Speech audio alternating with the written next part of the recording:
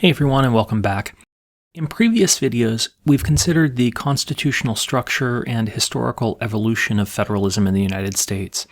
In this video, we're going to look at how the federal system actually works. That is, how are specific issues in American politics implicated in its federal structure, and how do federal and state governments sometimes work together and sometimes work at cross purposes in pursuit of public policy. While federalism can often seem like an abstract political concept, it actually has a massive impact on life in the United States. Let's briefly think about just a few specific examples. Healthcare reform is a contentious issue in American politics as policymakers grapple with questions about the best way to ensure access to affordable, quality healthcare for all citizens. Enacted in 2010, the Affordable Care Act significantly expanded the federal government's role in healthcare, prompting debate about the balance of power between the federal government and the states. Federalism is at the core of this debate, as policymakers must determine the appropriate division of responsibilities between the federal government and the states in regulating healthcare and providing access to medical services. Federalism also plays a critical role in shaping environmental policy. As the federal government and states each have their own environmental protection laws and regulations, questions about the appropriate division of power between these levels of government arise. For instance, should the federal government set minimum environmental standards with states free to implement more stringent regulations if they choose? Or should the federal government take a more hands-off approach to regulating environmental issues, permitting states to set their own varying standards? This ongoing debate highlights the complexities of federalism in balancing national and state-level policies. What all of these issues have in common is the tension between the policy interests and preferences of the federal government and those of the various states. But how are these conflicts resolved? There are a couple of ways. Sometimes the lines of authority are relatively clear. Remember back to the distinction between dual federalism and cooperative federalism. Under dual federalism, also known as layer cake federalism, the powers and responsibilities of the federal government and the state governments are clearly separated and distinct. The federal government focuses on constitutionally enumerated powers such as national defense, foreign policy, and regulating interstate commerce, while the states retain authority over areas not specifically delegated to the federal government, such as education, public health, and local governance. In this model, the federal and state governments operate within their respective spheres of influence with limited interaction or overlap. In the 20th century, the dual federalism model gradually gave way to a model of cooperative federalism, sometimes referred to as marble cake federalism. Under this model of federalism, the federal and state governments work together more closely to address shared policy goals and to solve common problems. The federal government often provides funding or resources to the states to implement programs, while the states are responsible for administering these programs and ensuring their success. The funding provided by the federal government can come in many different forms. The first type of grant funding are block grants, which are provided by the federal government to the states and local governments for fairly general purposes, with few restrictions on how the money can be spent. States have wide flexibility and discretion in determining how to allocate and use block grant funding to address their specific needs and priorities. An example of a block grant is the Community Development Block Grant Program, which provides federal funding to states and local governments for a wide range of community development activities such as affordable housing, infrastructure improvements, and economic development projects. The second type of grant funding provided by the federal government to state and local governments are categorical grants, which are provided by the federal government to state and local governments for a specific, narrowly defined purpose.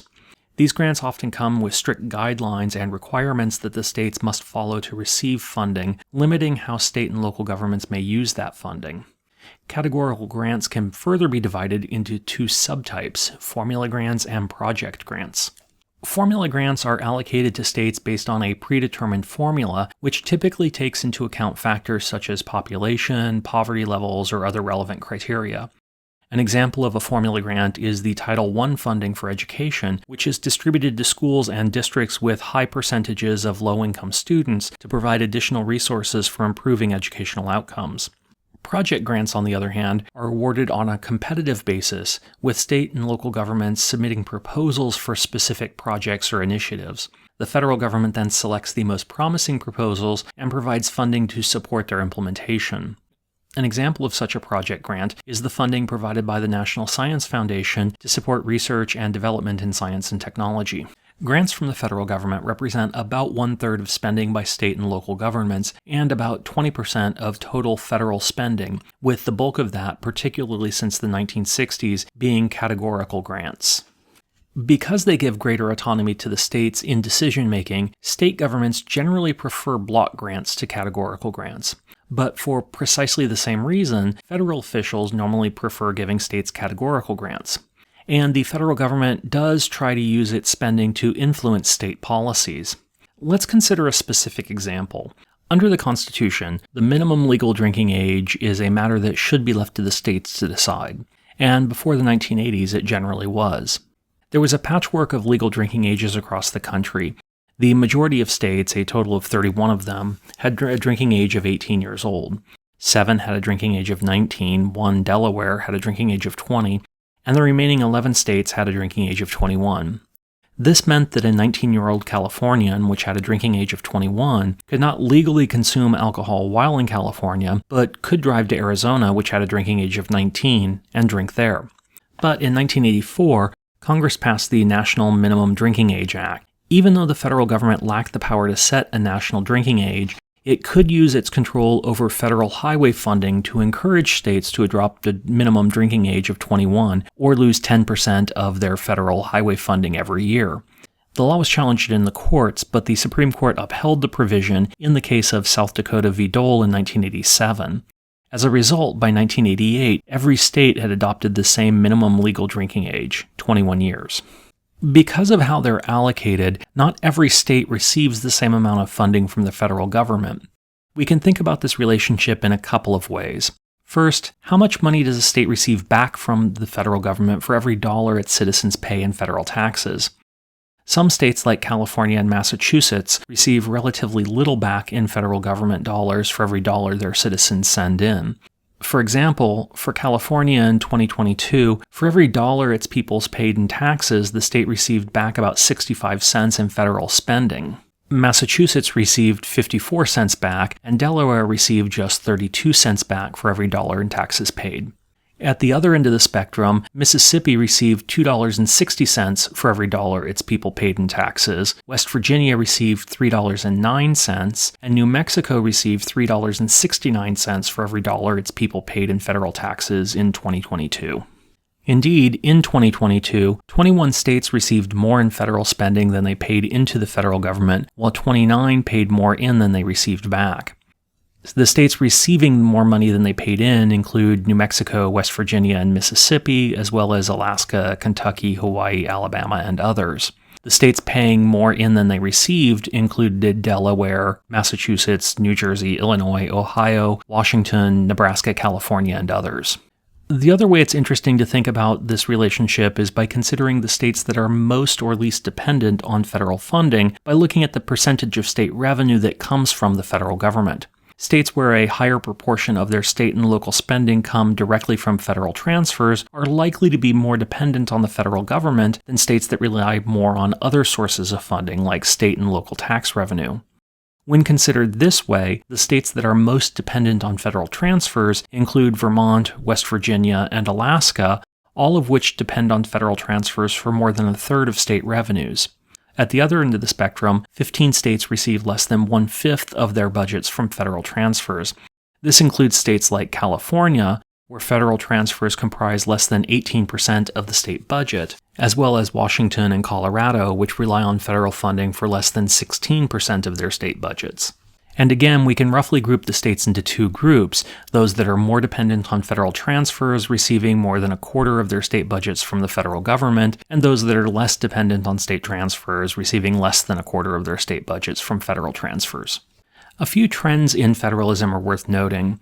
The first is policy diffusion. This refers to the process by which successful policies in one state tend to spread to others. Sometimes this can be a positive, but sometimes it can present a race to the bottom, where states compete against one another, lowering services or standards, often in an effort to attract new business investment. We saw this, for example, in 2019, when more than 20 cities submitted bids to Amazon to become the home of the company's second headquarters, or HQ2. The 20 cities offered a variety of direct and indirect incentives, ranging from tax breaks to free real estate to discounted housing to suspended regulatory hurdles, all in an effort to attract the business. From the federal government side, we often see the government attempt to use mandates to compel states to take particular action. Sometimes these mandates are funded, meaning financial support is provided for implementation, but just as often, there are unfunded mandates that compel state and local governments to take particular actions without funding support. The federal government can also use its power of preemption to prevent state or local action in particular areas. In essence, preemption means that a national policy supersedes a state or local policy, most often because it deals with an enumerated or implied national power. And finally, devolution occurs when the federal government gives more authority and discretion to state governments. This often occurs through the use of block grants, where funding is provided for broad general purposes with few restrictions. Consider the Welfare Reform Act, more formally known as the Personal Responsibility and Work Opportunity Reconciliation Act of 1996, as an example. The welfare reform aimed to reduce welfare dependency and encourage work by imposing stricter eligibility requirements and work requirements on welfare recipients. But a key part of the act was the devolution of power to the states.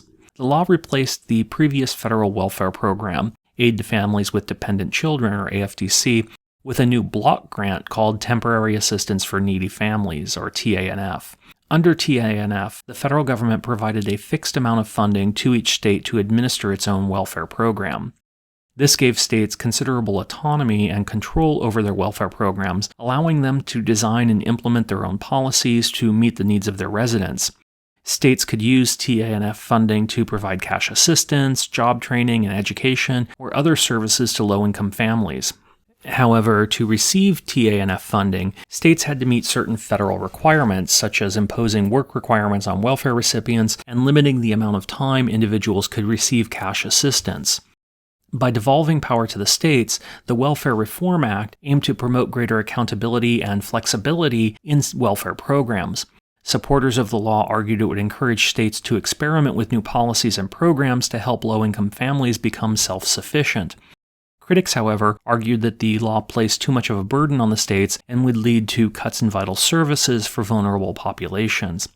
In either case, the Welfare Reform Act represented a significant shift in the U.S. welfare system, devolving power away from the federal government and towards the states. But that's it for now.